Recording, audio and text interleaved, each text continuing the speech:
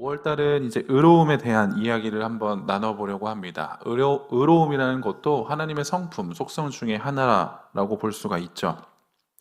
그리고 성경은 이 하나님의 의로우심에 대해서 많이 나열을 해주고 있습니다.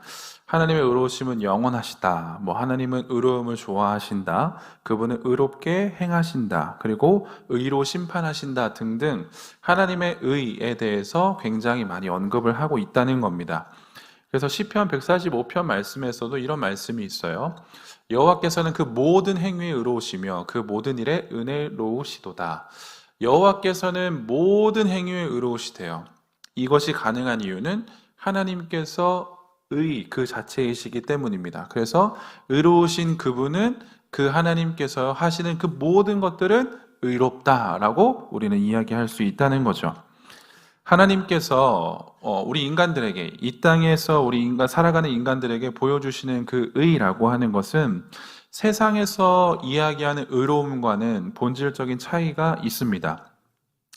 인간이라는 존재는 하나님을 거역하고 거부한 존재다라는 것을 우리는 성경을 통해서 발견할 수 있죠. 그렇다는 것은 하나님의 진노가 마땅히 임해야 하는 존재가 바로 인간이다라고 하는 것입니다. 이것에 대해서 반발할 수 있는 인간은 아무도 없다는 거죠. 하지만 하나님께서는 그런 인간들에게 의로운 존재로 만드시기 위하여, 그 인간들을 의로운 존재로 만드시기 위하여 무엇을 하셨냐면 자신의 아들 예수 그리스도를 십자가에 못 박으셨어요. 그리고 우리의 죄를 속량하시는 방법을 택하셔서 그 예수가 가지고 있었던 의를 우리들에게 전가시켜 주셨다라고 하는 겁니다. 그래서 그리스도의 대속의 의라고 하는 것은 결과론적으로 그 자신의 의를 주셨다라는 것으로 우리는 이야기할 수 있어요. 그러니까 우리가 의롭다 칭함을 받게 되고 의로운 성품을 닮아가게 되고 의로운 존재로 살아가야 하는 이 모든 이유는 예수 그리스도의 십자가 사건에 초점을 두고 있고 그것의 근본, 기본을 두고 있기 때문입니다.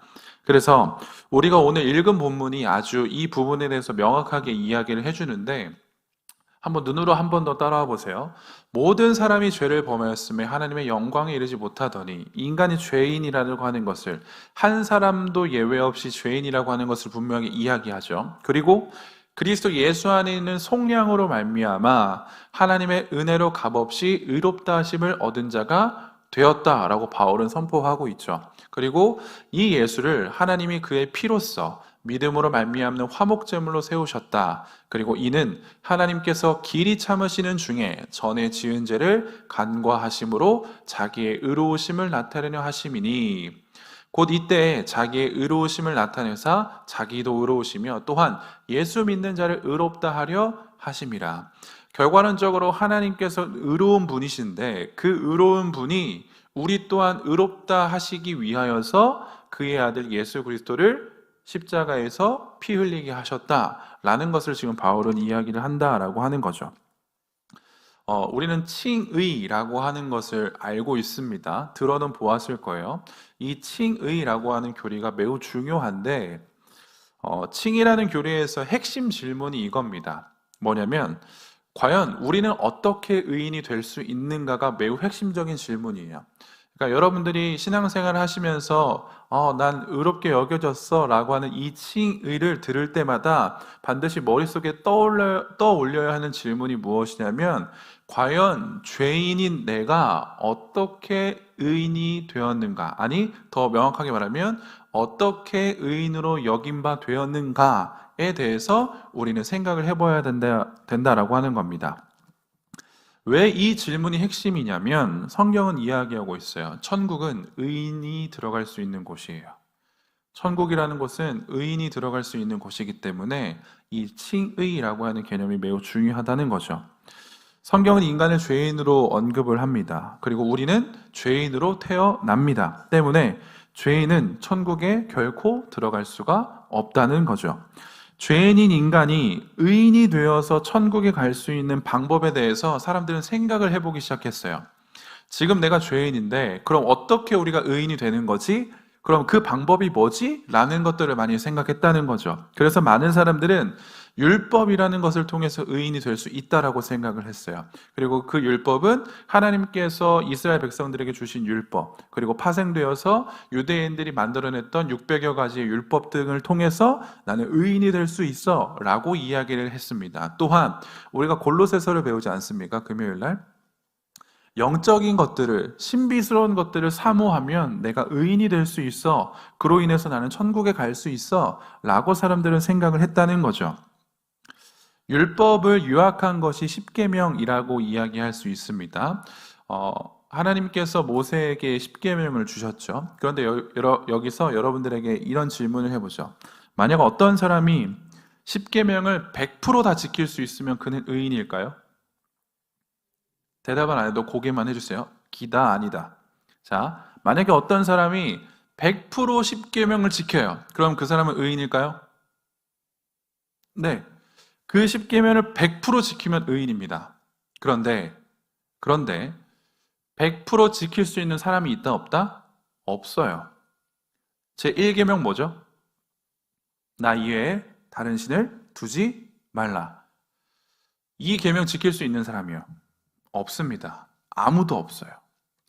10계명을 100% 완전히 지키면 그는 의인이라고 불릴 수 있을 만한데 인간은 절대로 이 10계명을 지킬 수가 없다는 거죠.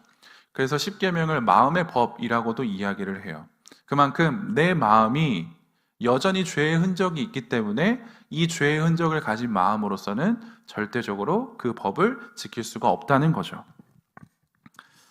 그래서 의로움이라는 것은, 내가 의롭다 여겨지는 것은 율법을 지켜서 되는 것인가, 아니면 믿음으로 가능한 것인가 라고 하는 이 두 가지의 질문에서 우리는 분명하게 대답을 할 수 있어야 합니다.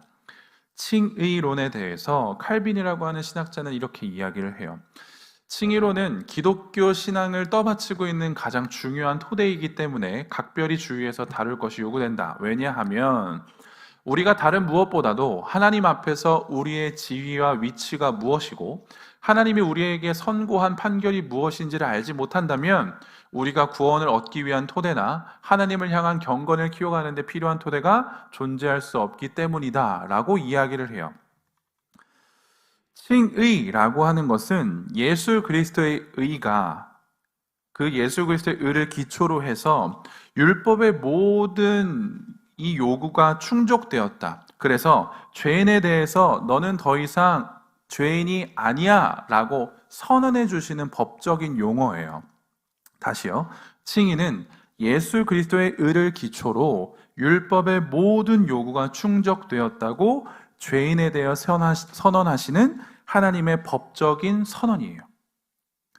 칭의가 왜 법적인 선언인가? 라고 하는 이 질문에 칭의라고 하는 헬라어가 가지고 있는 이 용법을 보면 알 수 있는데, 이 용법은, 이 동사는 법정적인 용어로 쓰인대요. 그래서 어떤 사람에게, 법정에서 어떤 사람에게 의롭다고 선언하면서 무죄 방면시킬 때 이 단어를 사용한대요. 그래서 이 의롭다 하다, 의롭게 여기다 라고 하는 이 단어에 반대되는 단어는 무엇이냐면 정죄하다, 유죄를 선고하다 라고 하는 단어가 있어요. 여러분들은 잘 아시겠지만, 그래서 많이 들어보셨겠지만, 내가 칭의, 의롭게 여겨졌다, 법정적으로 나를 그렇게 선언해 주셨다 라고 하는 이 말 속에는 내가 의의 신분이 되어졌다 라는 것을 의미하죠. 내가 법적으로 의롭다 여겨졌다라는 것은 내가 감당해야 할 죄의 책임, 형벌이 제거되었다는 뜻이고, 그리스도의 공로에 의해서, 그리스도의 그 십자가의 은혜로 인해서 과거, 현재, 미래 모든 죄의 책임과 형벌이 제거되었다라는 것을 의미해요. 그러니 이 칭의라고 하는 것이 우리 그리스도인들에게 매우 중요한 거죠. 왜요? 더 이상 우리들을 정죄치 않으시고 더 이상 우리에게 죄의 책임이 없다라고 선포하시는 선언이기 때문에 그렇습니다. 때문에 이 칭의는 즉각적이에요. 단회적이고 완전하며 최종적인 성격을 가지고 있습니다. 이 말은 마지막까지 반복이 되거나 변함이 없다라는 것을 뜻해요. 로마서 4장 5절에서 8절은 이렇게 이야기합니다. 이를 아니할지라도 경건하지 아니한 자를 의롭다 하시는 이를 믿는 자에게는 그의 믿음을 의로 여기시나니 일한 것이 없이 6절이요. 일한 것이 없이 하나님께 의로 여기심을 받는 사람의 복에 대하여 다윗이 말한 바 불법이 사함을 받고 죄가 가리워짐을 받는 사람들은 복이 있고 주께서 그 죄를 인정하지 아니하실 사람은 복이 있도다 함과 같으니라. 바울이 다윗의 말을 인용을 하면서 이야기하고 싶었던 것은 이 하나님의 칭의, 법적인 선언에 대해서 이야기를 하고 싶었던 거거든요. 칭의를 받은 자, 의롭다 여김을 받은 자, 그러면 우리는 명확하게 용어를 정리할 필요가 있어요. 화면 한번 보시죠. 칭의 됐어요. 칭의 받았어요. 그러면 1번, 의인이 되는 것인가? 라고 하는 이 물음에 답을 해야 되고, 더 나아가서 그렇다면 난 더 이상 죄인이 아닌가? 에 대해서도 우리는 답을 내릴 수 있어야 돼요. 그리고 두 번째, 의인이라 여겨지는 건가 불리어지는 것인가? 그렇다면 또 난 여전히 죄인인가? 여러분들은 하나님의 은혜로 주 예수 그리스도의 십자가의 은혜로 의롭다 여겨진 사람들입니다. 그러면 여러분들은 1번이 옳다, 2번이 옳다, 뭘로 정의해야 되죠? 뭘 선택해야 되죠? 2번이어야 돼요. 1번이 되어서는 안 됩니다. 왜 그럴까요? 이제부터 이야기를 해드리죠. 우리는 의인이 되는 것이 아니에요. 칭의라고 하는 이 법정적인 용어는 내면적, 주관적 삶을 변화시키지 않아요. 이 말이 무엇이냐? 우리는 하나님의 은혜로 주 예수 그리스도의 십자가의 은혜로 의롭다 여김을 받은 자가 되었습니다. 그런데 그때 넌 의로워 라고 이야기하셨을 때 하나님께서 주신 그 무언가가 내 내면 속에 들어오는 건가요? 막 어떠한 은혜가 갑자기 내가 경험되어지는 은혜가 내 속에서 막 퍼져서 그래 난 의인이 되었어 라는 식으로 우리는 해석을 하나요? 아니요, 그렇지 않아요. 우리는 의인이 되는 것이 아니에요. 왜냐? 우리는 오늘도 죄를 짓기 때문에 그래요. 우리는 앞으로도 죄를 지을 것이기 때문에 우리는 의인이 되는 것이 아닙니다. 만약에 우리가 의인이 되었다라고 말하면 로마 가톨릭의 주장과 다르지 않아요. 내가 의인이 되어버리면 이 말은 무슨 말이냐? 난 이제 더 이상 죄인이 아니라는 뜻이거든요. 그러면 죄인은 더 이상 죄를 짓지 않겠죠. 만약에 우리가 의롭게 됐어 라고 단정을 지어버리면, 그렇게 내가 고백을 한다면 우린 더 이상 기도하지 않아도 돼요. 회개하지 않아도 돼요. 하나님께 가까이 나아가지 않아도 돼요. 왜요? 우린 이미 의인이 되었기 때문에 죄를 저지를 이유가 없어요. 그렇게 할 수가 없다고요. 우리는 칭의를 법정적인 선언이라고 계속 이야기를 합니다. 죄인이 법정적으로 의롭다 선언이 되었을 때 그 죄인 안에 무언가가 들어와서 의롭다고 선언되는 것이 아니라 단지 법정적인 선언일 뿐이에요. 의롭다고 칭할 뿐이고 의롭다고 여겨질 뿐이에요. 그래서 의롭다 여기다 라고 하는 이 말은 동시에 어떤 말로도 사용이 되냐면 용납된 사람으로 대우하다, 불신앙을 용서하다, 행위와 상관없이 의를 수여하다, 의를 전가하다 라는 말로 대체할 수 있다는 겁니다. 내가 의롭다고 여겨지게 되면 그 죄인은 죄의 책임에 대해서는 더 이상 정죄함이 없는 건 사실이에요. 하지만 그럼에도 불구하고 우리는 죄의 흔적이 여전히 남아있는 죄인이기에 죄를 지을 수밖에 없어요. 그래서 우리는 칭의라는 것을 이야기할 때 난 의롭게 되었어 라고 이야기하는 것이 아니라 의롭게 여겨졌다 라고 하는 표현을 쓰는 것이 더 옳은 표현이다 라고 하는 겁니다. 우리는 더 이상 죄에 대한 책임이 없습니다. 형벌이 제거되었어요. 이 말을 또 다르게 이야기하면 우리는 특권이 생기는데, 무슨 특권이냐면 하나님의 자녀가 되는 특권이 생겨버려요. 하나님의 양자되는 특권이 생겨버리고 그 양자됨과 동시에 영생의 권리를 얻는 특권이 생겨버립니다. 로마서 8장 1절과 2절, 14절과 17절은 이렇게 이야기를 해요. 그러므로 이제 그리스도 예수 안에 있는 자에게는 결코 정죄함이 없나니 이는 그리스도 예수 안에 있는 생명의 성령의 법이 죄와 사망의 법에서 너를 해방하였다라고 이야기를 하죠. 그리고 무릇 하나님의 영으로 인도함을 받는 사람은 곧 하나님의 아들이다. 너희는 다시 무서워하는 종의 영을 받지 아니하고 양자의 영을 받았으므로 우리가 아빠 아버지라고 부르짖느니라. 성령이 친히 우리의 영과 더불어 우리가 하나님의 자녀인 것을 증언하시나니 자녀이면 또한 상속자 곧 하나님의 상속자여 그리스도와 함께한 상속자니 우리가 그와 함께 영광을 받기 위하여 고난도 함께 받아야 할 것이니라 라고 바울은 분명하게 이야기를 하죠. 그래서 칭의를 받은 자는 곧 하나님의 상속자, 하나님의 양자, 하나님의 특권을 받은 자로 살아간다라고 하는 거예요. 예수 그리스도를 믿는 믿음을 통하여 우리는 의롭다 여김을 받은 자, 더 이상 죄의 책임은 존재하지 않습니다. 때문에 우리는 하나님의 자녀로서 그 자녀로서의 신분에 내포되어 있는 권리를 모두 다 회복하였다라고도 이야기할 수 있어요. 그런데 계속 걸리는 게 한 가지 있어요. 뭐가 걸리냐면 죄의 책임은 제거가 됐는데 형벌은 제거가 됐는데 여전히 난 죄인이라고 하는 게 걸리는 거예요. 여전히 난 죄의 흔적을 가지고 있어서 칭의 받았지만 의롭다 여김을 받았지만 그럼에도 불구하고 우리는 오늘도 내일도 앞으로도 죄를 지을 거잖아요. 이게 문제라고요. 난 의인이라고 여겨졌는데 난 왜 죄를 짓지? 난 왜 이 죄를 지으면서 내가 칭의 받은 것에 대해서 왜 자꾸 불안해하지? 정말 내가 칭의 받은 게 맞는 건가? 라고 하는 이러한 불안감이 계속적으로 찾아온다고요.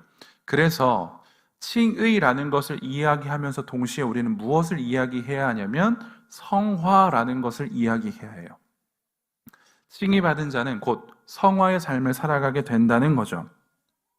성화라는 것은 칭의 받은 죄인을 죄의 부패로부터 해방하고 그의 본성 그 전체를 하나님의 형상으로 갱신하는 것을 뜻하고 그가 선행을 할 수 있게 하는 성령의 자비롭고 지속적인 사역이 성화라고 이야기합니다.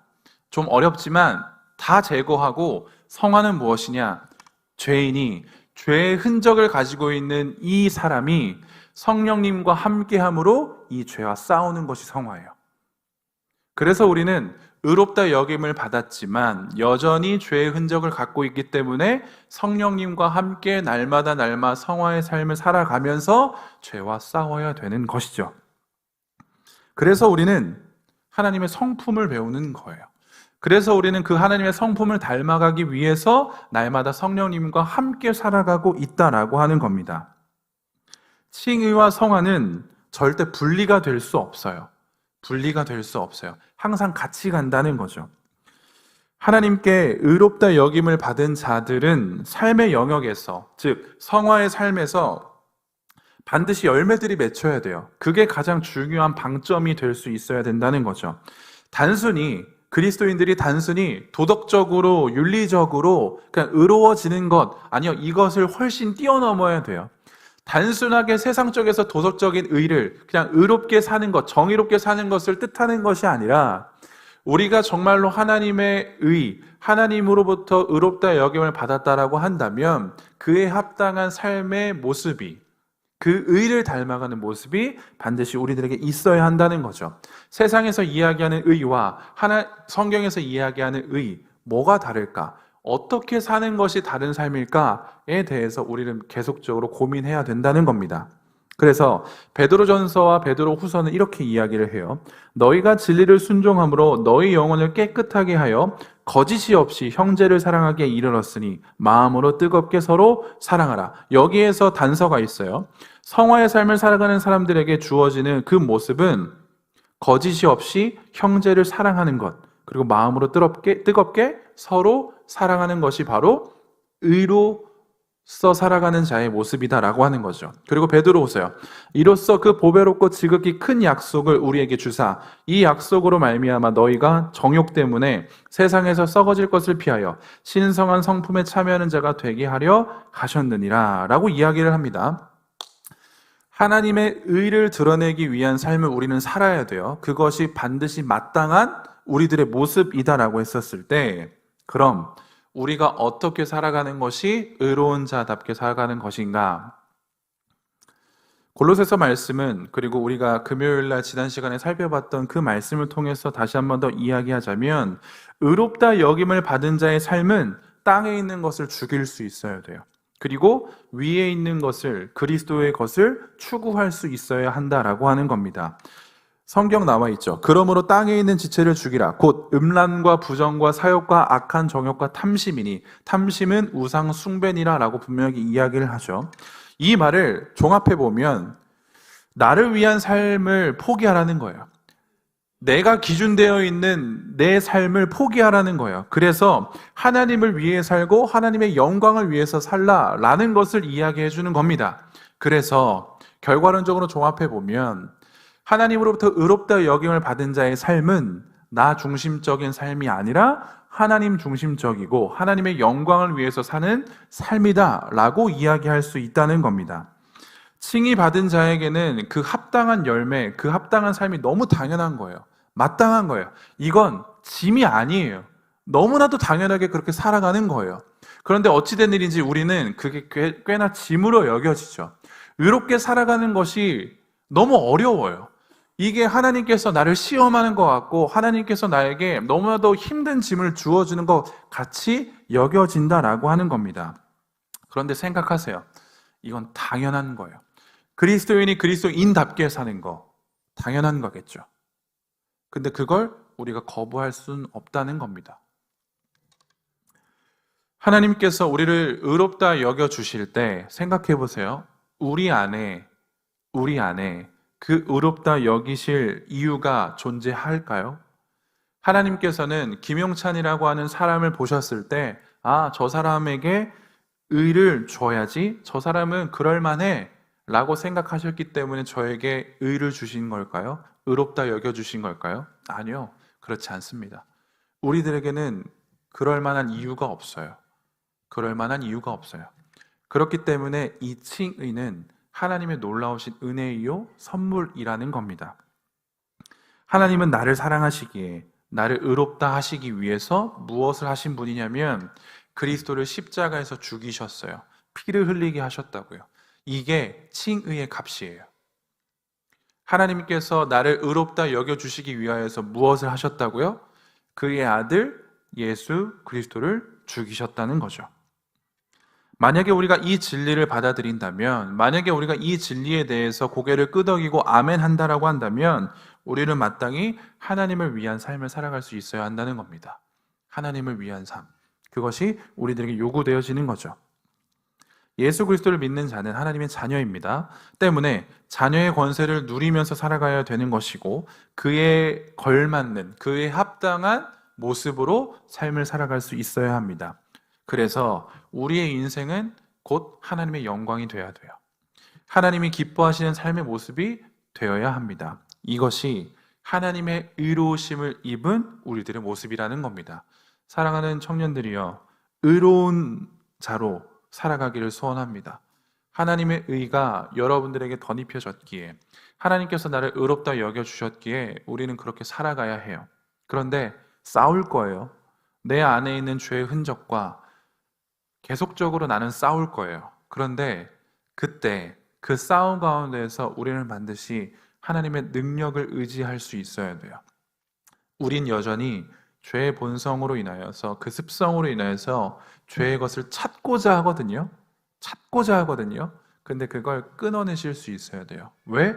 우린 의롭다 여김을 받은 자니까. 이 믿음을 가지고 생활하시고 이 믿음을 보여줄 수 있는 저와 여러분들이 되기를 간절히 소원합니다.